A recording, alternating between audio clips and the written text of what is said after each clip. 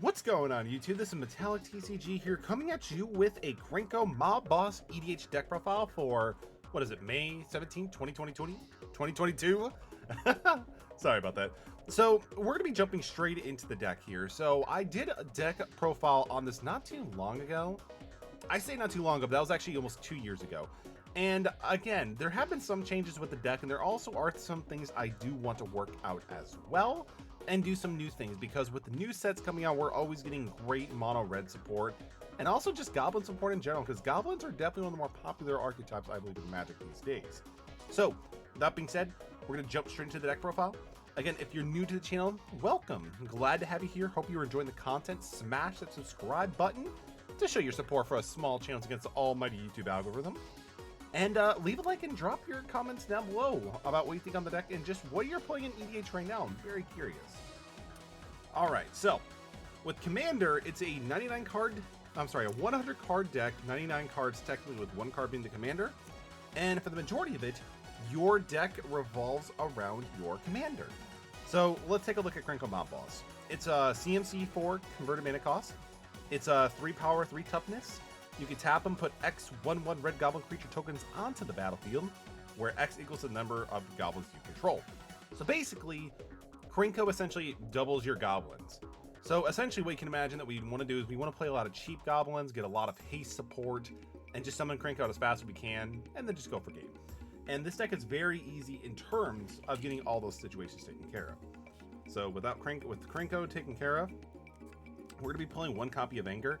So we're playing, again, mono red. Our draw is very often regarding and discarding cards. So discarding a card like Anger is actually fantastic, because since we are playing, you know, mountains, of course, we're going to be able to get some extra value because we'll always have haste when we're no longer using Anger.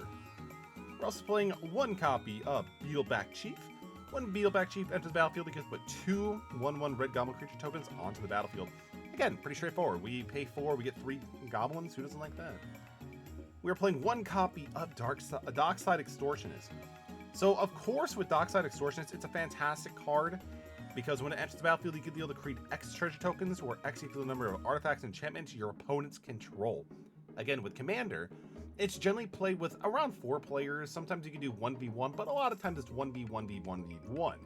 So if we're having 4, opponents, we can often get a lot of treasures just, for paying 2. One copy of Foundry Street Denizen. So this card is actually pretty fantastic, because he gains a +1/0 whenever a red creature enters the battlefield under my control. Again, he costs 1. We're dropping sometimes hundreds of goblins in one turn. So this dude can get pretty big and can just be very much of a threat. We're playing one Goblin Chieftain. He has haste, and other goblins you can control do have haste as well, and you get a +1/+1. Again, being a goblin that's CMC 3 and also gives other goblins haste and to make them stronger, it's it's definitely good to have that card in the deck. We're playing one copy of Battle Hymn. Battle Hymn is such a good card, and oftentimes it can be able to help go for infinite loops. With Battle Hymn, add 1 mana to your mana pool for each creature you control. Again, we're generally having multiple creatures, often in the double, if not triple digits. So having Battle Hymn is fantastic, because if you have cards like Skirk Prospector, which we'll get to in a second, and we use Battle Hymn, we can keep sacrificing Krenko, tapping him, use his effect, and then sacrifice him, resummon him with the command zone cost, and you could just do so many nutty plays. We're also playing, again, we're trying to keep that going on with another copy of Brightstone Ritual. It's essentially the same card as Battle Hymn. The only thing that it changes is that it checks for goblins instead of red creatures, which is not a big deal, because we're playing tribal goblins, so we're having pretty much goblins all day. Massive Raid, it's an instant. You pay a colorless and 2 red. Massive Raid deals damage to target creature or player to the number of creatures you control. Again, sometimes you just want to remove a player, sometimes you just want to remove a creature. Either way, Massive Raid can definitely get you to that point, especially if you're well into the mid game. And again, it can also just be a really good politicking card. One copy of Dragon Fodder. It's basically a second copy of Krenko's Command. Pay 2 to get 2 1/1 red goblin creature tokens. Honestly, having a situation where you pay, 1, get a 1 goblin, or 2 and get 2 goblins, that's a pretty good ratio in my book. We're playing Faithless Looting. Faithless Looting is one of the cards I mentioned earlier when it comes with discarding with mono red. So you draw 2 cards and then discard 2 cards, and you pay 1 into it. So that's actually pretty good. So again, you want to discard cards like, you know, of course, Anger, things that just have utility in the graveyard, like Squee, Goblin of Bob. And again, you just want to dig for those cards, your combo pieces, as soon as possible. We're also playing one copy of Reforge the Soul. I'm sorry. Again, our draw is very limited when it comes with mono red.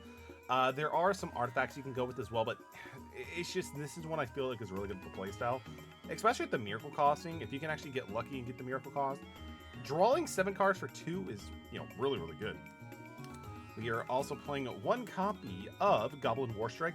Again, Goblin Warstrike is basically, you know, you deal damage equal to the number of to a player equal to the amount of goblins you control. So if you have 40, you can hit a player for 40. You can win game. Pretty good. Pretty good. Hoarding Outburst. Pretty much the same thing as Dragon Fodder. You pay 3, you get 3 1/1 Goblin red tokens. Pretty awesome. Relentless Assault. When this thing goes off, it goes off. Untap all creatures that attack this turn. After this main phase, there's an additional combat phase, followed by an additional main phase. So basically having 2 battle phases, you know, again, in a very combo wombo heavy on the battle phase, this is a fantastic card.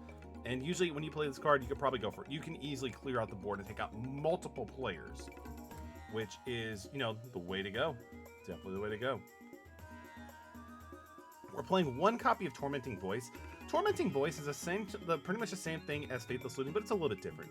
So first you have to, you know, discard a card, and then you draw 2 cards. So again, if you're discarding a card such as Anger or something in the graveyard that just works, it just works. We're playing one copy of Shared Animosity. So whenever another creature you control attacks, it gets a +1/0 until the end of each turn for each other attacking creature that shares a creature type with it. So again, if we're having multiple goblins, like we're having 20 goblins attacking at once, they're all pretty much going to be getting +20 +0.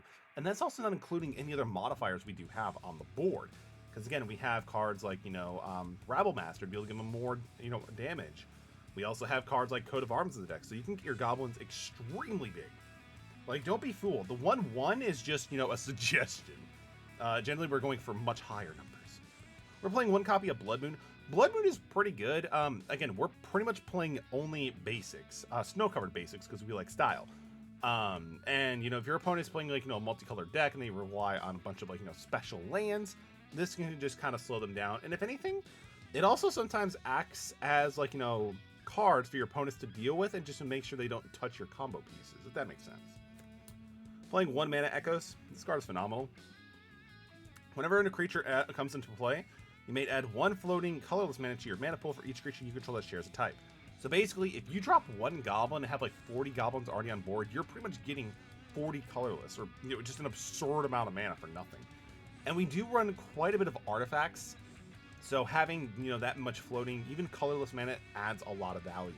And you'll kind of see that more when we get to the artifact section of the deck. One copy of Impact Tremors. So back and forth, I was always torn between Impact Tremors or another card that's similar, which I'll put on screen right here, Warstorm Surge. Warstorm Surge is really good, especially if you already have something that kind of modifies your goblin stats like really well. And it also takes care of the players, which is really good. However, I do kind of like Impact Tremors as well, because you don't need to have, you know, all the modifiers to be able to get much value out of it. And it also deals 1 to each opponent. Warstorm Surge, I believe, is single target. So having multiple targets, just like, you know, paying for your opponent's life, is really good, especially when we're combining with cards like Perforos, God of the Forge. Playing a copy of In the Web of War. Whenever a creature comes into play under your control, it gains 2/0 and gains haste. The 2/0 is really nice, not gonna lie, but the haste is the main thing that I'm really happy with this card for. So yeah, again, we want to make our goblins as fast as possible. We're playing 1 Krenko 10-String Kingpin. Whenever Krenko 10-String Kingpin attacks, put a +1/+1 counter on it, then create a number of goblins equal to the power of Krenko's power. So what I like about this is it doesn't really have to be how many counters are on Krenko to get that effect. It's due to its power. So if we're playing, you know, cards such as like Coat of Arms or things that just modify your goblin's attack, it's not, and you're not relying on Krenko's own ability to stack himself up. Again, other cards will work because it goes off of its power, not counters. We're playing 1 Legion Loyalist. Again, a hasty goblin, you know, 1/1, play for 1. Cheap goblin. Get the board, you know, established, pretty good. Legion Warboss, really good card actually. This card actually did really good work last night. So at the beginning of your combat turn, you can combat phase, you can create a red goblin creature with haste. and it must attack that turn if able. So if you can get this card out pretty early and just start pecking away your opponent's life, hopefully it just kind of like, you know, keeps it on the board, because this thing can actually generate quite a few goblins really quickly. Magus of the Moon.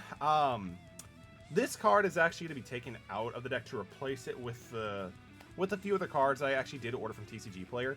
But essentially with Magus of the Moon, it's not a bad card. It just depends on what your meta is. It's basically a Blood Moon, but on a creature. So Magus of the Moon, you know, he's actually pretty good. But again, I'm going to actually switch this out. And I'll actually put in the comment section what I'm replacing it with. And then we have a follow-up deck profile. You'll be able to see some of the changes. But Magus of the Moon is still not bad. But I opted for Goro Goro. I'll put Goro Goro on screen as well. As you can tell with Goro Goro, it's just an insanely great card. It's a cheap goblin, has 2/2, and also gives all your creatures haste for that turn. So it's really, really powerful. But Magus is okay too.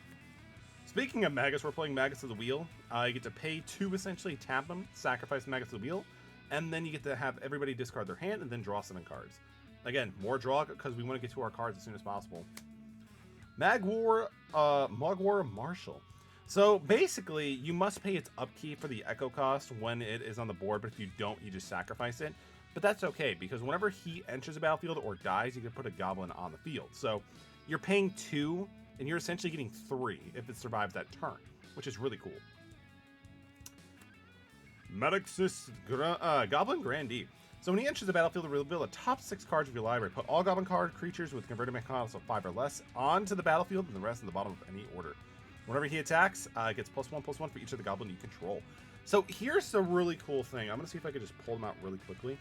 So with this deck, we actually have quite a bit of control in terms of what we're actually going to be drawing, because we're playing cards such as Goblin Recruiter and Goblin Matron. So with those 2 cards, why that is very, very important is because with Goblin Recruiter, when it comes into play, you can search for any number of Goblin cards, reveal those to all players, shuffle your library, and then put the cards on any order.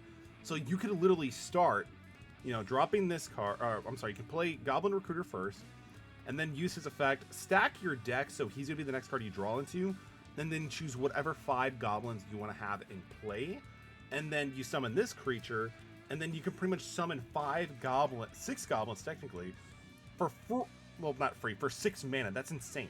And again, you can choose what goblins there are. So you can choose your haste enablers, your sacrifice outlets like Skirk Prospector. There is so much that this card can do when you get the right setup. And honestly, the setup is not hard to get off at as well, because again, the deck has quite a bit of tutors for being mono red. This is one of a more newer card. I'm actually pretty happy with it. I think I added it not too long ago. Perforos, God of the Forge. It's an enchantment creature god. When your devotion is less than 5, it's not a creature, but whenever a creature enters the battlefield under your control, Perforos does deal 2 to each opponent. Honestly, that's huge. Again, sometimes we're dropping 20 creatures like it's nothing. 20 times 2, that's 40. That's hitting every opponent, not just one. And you know, you can just close out game. Raging Goblin. It's a haste. It's also 1/1 for 1, so pretty quick, cheap goblin. Siege Gang Commander. So he actually has a pretty good sack outlet where he can pay 2, sacrifice a goblin, deal 2 to any target. And also when he enters the battlefield, you get to drop 3 goblins. So you're paying 5 for 4 goblins, plus with some utility as well, which is nice. Again, it's a mana ability. It's not a tapping ability, so you can pretty much use it when you can. Skirk Prospector is definitely one of the MVPs for this deck. So you can sacrifice any goblin, add a floating, red mana. So we're, again, a good strategy that we can often do is if we have a good setup, we can always, use Skirk Prospector, sacrifice our commander, Krenko Mob Boss, and then simply use, the floating mana from, other things such as, Mana Echoes, Krenko doubling our goblins every turn, and just keep casting Krenko from the command zone. Keep doubling our goblins. So Skirk Prospector is a great way just to be able to do things like that. But again, it's also pretty nice just having a way to be able to get mana relatively easily because we don't have green access, so we can't ramp like most decks can. Squee Goblin the Bob. At the beginning of your upkeep, you may return Squee from your graveyard to your hand. Again, he's actually ideal for the discard outlets that we do have, but Squee, putting him in just attacking or sacrificing with Skirk, not bad. Mogcatcher. It's actually one of the only creatures. It's one of the few creatures we have that are not goblins.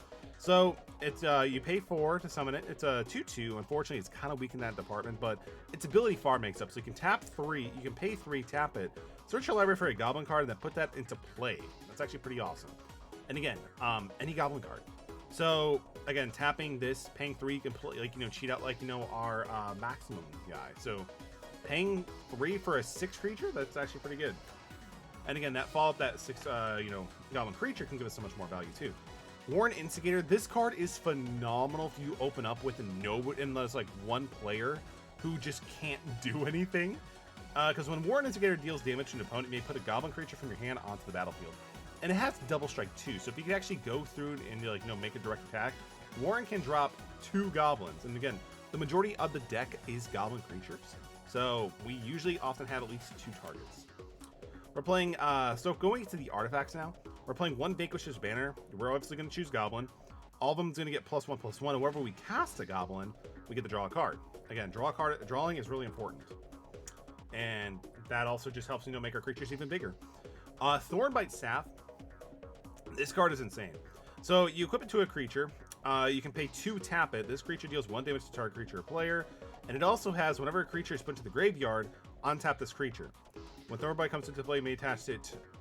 You know, we don't really care about the second effect, but the fact of the matter is, if you equip this to Krenko and you have like your Skirk Prospector out in the field, what you can then do is you could tap Krenko, make your goblins, use Skirk Prospector to sacrifice a goblin to get a floating, you know, get your red mana floating, and then because a creature was put into the graveyard from play, because tokens do hit the graveyard, you get to untap Krenko and then just keep that loop. So you can pretty much generate infinite mana with Thornbite Staff, and it's pretty insane. Not only is it infinite mana, but it's also infinite goblins in this instance too, which means if you have like Coat of Arms in the field, that's infinite attack into power, and it's so good. We're playing 1 Battle Mage Racers. So it gives our creature haste, which is awesome. When an ability of an equipped creature is activated, if it isn't a mana ability, you may pay 1. If you do, copy that ability. So being able to have the ability of multiplying Krenko's ability by twice for 1, you know, tap is really good. Ruby Medallion, again, we don't have a lot of ramps, so color reduction is still pretty good in this deck too. So all of our red spells are going to cost 1 less to cast, which is pretty much the majority of the deck, honestly. We're playing 1 copy of the Throne of the Godfair. I do like this card. At the beginning of your end step, each opponent loses life equal to the number of tapped creatures you control. Again, we have hundreds of creatures sometimes at our disposal. So being able to have, like, you know, hundreds of creatures at our disposal tapped, it's going to do a lot of damage. And it's a pretty cheap artifact too. Coat of Arms, here we go. It's an artifact that costs 5. Each creature gets +1/+1 for each other creature on the battlefield that shares at least 1 creature type with it. For example, there are 2 Goblin Warriors, a Goblin Shaman, and a Goblin Field. Each gets +2/+2. So the fact that, like, having just multiple goblins will boost multiple goblins is insane. Like, I was actually playing a game last night, and this card single-handedly won the game because it turned my 16 1/1s into, like, 17 17s. It was insane. And I just had enough to pretty much attack every creature, you know, like, I'm sorry, every player, and they didn't have enough blockers, because I only needed, like, 2 at the time, because everybody was, like, around 30. So, Coat of Arms, really insane. Hammer of Herperos, really good card. Basically gives all your creatures haste. That's all that it really does. Hauserite Monument. So, again, another red creature spell reduction cost by 1. And whenever you cast a creature card, you may discard a card. If you do, draw a card. Again, really good synergy because 1, we're having cheaper red cards to play, so we don't have to worry about mana too much. 2, we can then discard cards such as Anger and Goblin, you know, Squeed and Bob, to be able to draw cards, because again, drawing is really important in mono red. Illusionist Bracer. Essentially, this is a very similar copy of the Mage Bracer, where essentially we just want to double Krenko's ability of tapping and creating multiple goblins. Staff of the Mitigation. I'm so happy this got reprinted.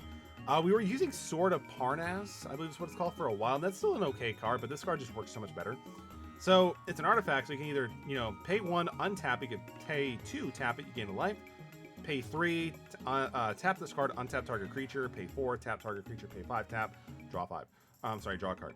So the fact that we can just, you know, use this card to untap it, especially if you have something like Mana Echoes or Skirk and Krenko on the board, we can easily generate infinite mana and just keep on untapping, tapping Krenko. And if we even want to draw cards or even just, like, you know, tap down opponent's creatures, it's really good too.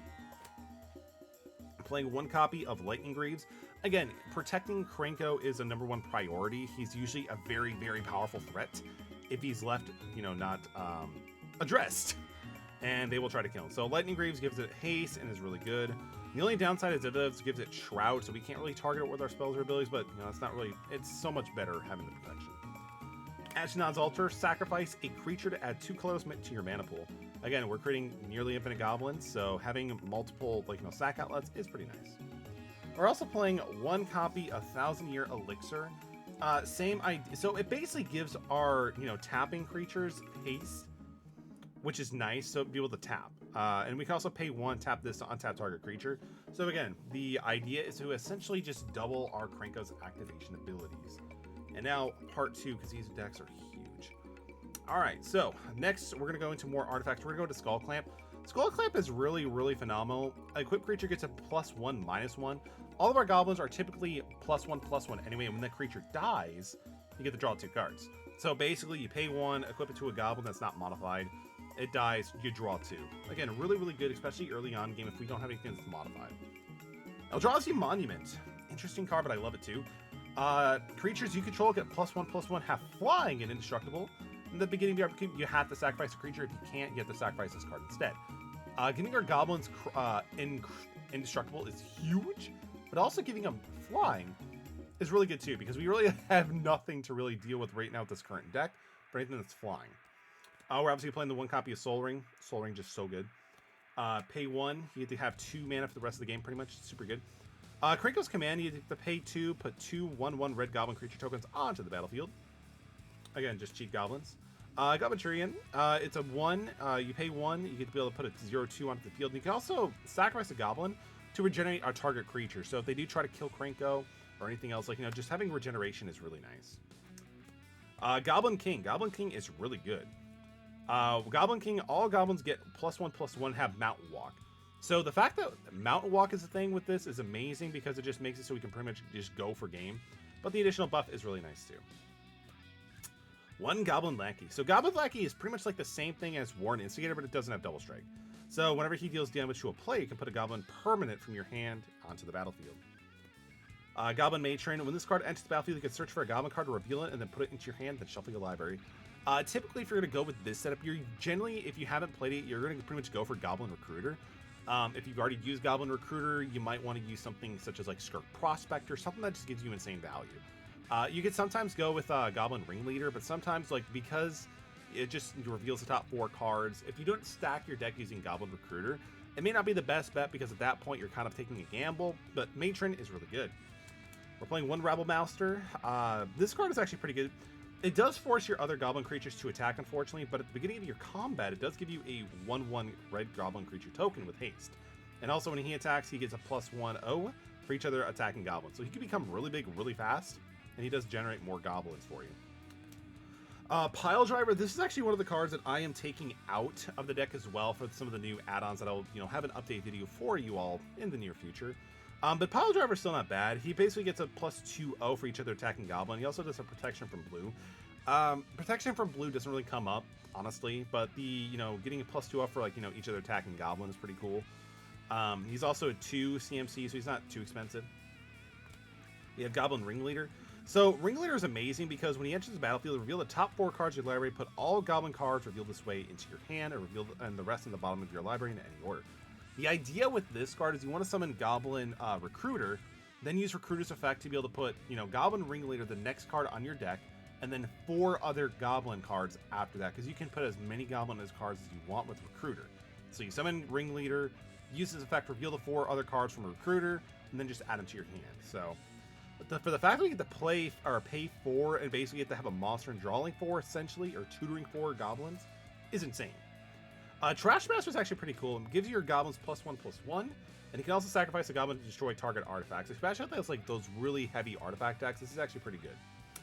Goblin War Chief, he does 2 amazing things that this deck loves. He reduces the casting cost of goblins, and he also gives them all haste. So putting them both on 1 card, like, this dude is definitely an MVP. We have War Driver. He has a battle cry. Whenever this creature attacks, each other attacking creature gets a +1/0 until the end of the turn. Again, he kind of just, like, you know, buffs the other one, which is really nice. Again, cheap goblin too. All right, now we're going to be jumping into the lands, and I'm not going to go over every single, like, you know, basic, but for the lands, we're playing Ancient Tomb. Again, this deck is very aggressive, very fast, very combo wombo. So, and again, we don't have a lot of ramp aside from, like, you know, certain creatures that require certain pieces and artifacts. So Ancient Tomb just helps us get us to that point. We get to tap it, get 2 colorless, and then we deal 2 damage to yourself. Honestly, that's not a big deal. Temple of the False God. For every time I've been screwed over with this card, there's also been a miraculous time where it just saves me. So you tap it, you add 2 to your mana pool, but you can only activate this ability if you have 5 or more lands. So it's still pretty good. Forgotten Cave. Forgotten Cave is just good for draw because you get to be able to tap it. I'm sorry, not tap it. You can be able to pay 1, send this card to your hand to grave, and just draw a card. Again, drawing is just really important. We're playing Volcanaut the Molten Pinnacle. So it enters tap, unfortunately, but when it does enter the field, when a mountain enters the battlefield under your control, if you control at least 5 of the mountains, you may have this card deal 3 damage to target creature or player. Honestly, that's not too bad. Again, we pretty much only play mountains for, you know, the lands besides the specialty lands. So having access to, especially in the late game, can be really good. Generally, though, if I'm being honest, I've never really got to have the ability to resolve this because, again, the game's usually over by then before I actually have 6, you know, mountains. And then, yeah, here are basically all of the non-special lands. I'm going to have a tapped out list for what the deck pretty much is or what it should be soon. And I'll also include the lands. But I believe this deck, including the specialty lands we just showcased right now, I want to say it's 37 or 38 lands. So we have lands for days. So, but for whatever reason, we still seem just never to draw them in time. But there we go. Almost 30 minutes later, we finished talking about a 100 card deck. But there we go. That is Krenko Mob Boss. Again, I will be doing an updated version later on as I do get some of the new support that has been released over the past few months from Magic the Gathering.